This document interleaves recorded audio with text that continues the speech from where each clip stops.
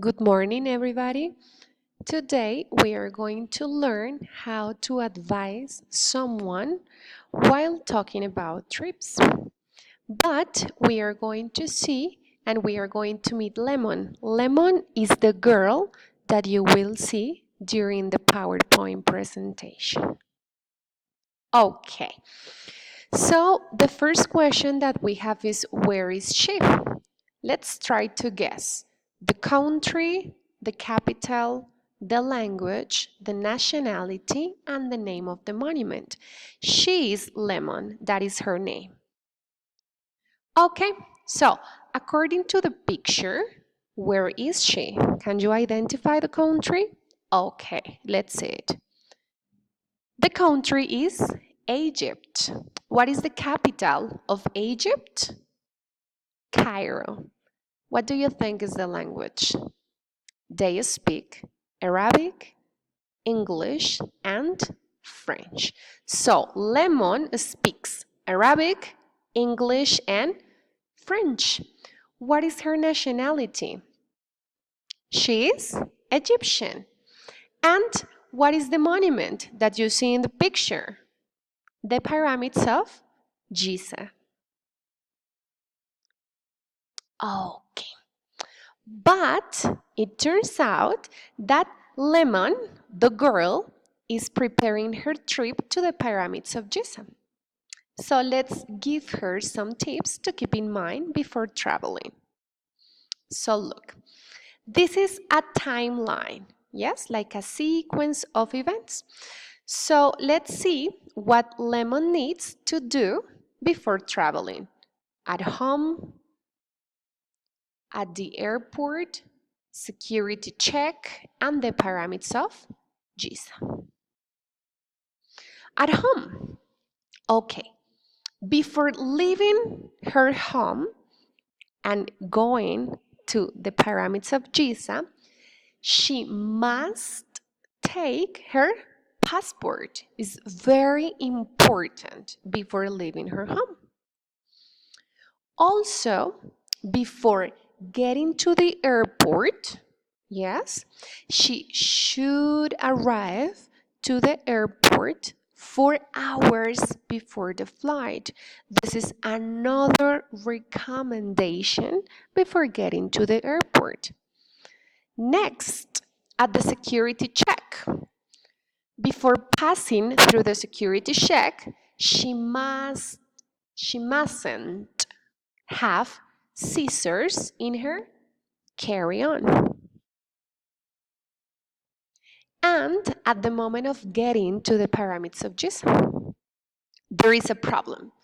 So let's pretend that she is at the pyramids of Giza in this moment, but she has a little problem. The little problem is that she doesn't speak their language. Do you remember their language?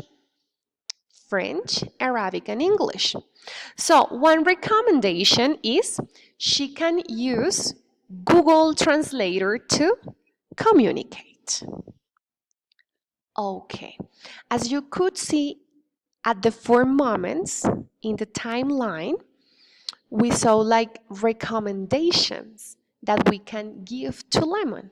Yes? Remember that in English, at the moment of giving recommendation, there are some verbs that we can use, but they are not whatever verbs. Their name in English is called modal verbs. And we use the modal verbs to express a necessity or a possibility. Do you remember level 3?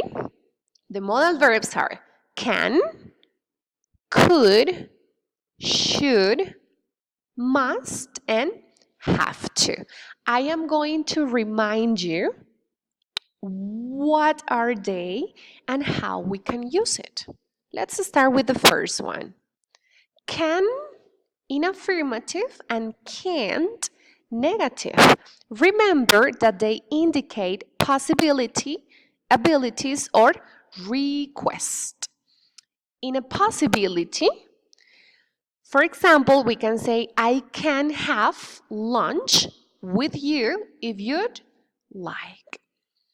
In an ability, he can speak several or many languages. In request, of course, it is a question, so the question would be, can I ask you a question?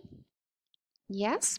So as you can see, we can use can for affirmative, for negative, or for a question. But as you use can, immediately we need to have another verb like have, speak, or ask. But what is the characteristic? That these verbs needs to be in present and in infinitive, right? There is no necessity to use ing or ed because remember that they need to be in present. Okay, let's continue with the next one. Couldn't, couldn't. Yes, they also are used to express possibility or polite request. Remember that polite is equal to educated. In possibility, we can use a question when, like, could you remind me to pay my phone bill? Or if we are talking about possibility, we can make a sentence like, she could travel around Asia or Europe. Remember, don't forget that all the characteristics of the modal verbs are that they have like a particularity use. We use the modal verb and immediately we use another one.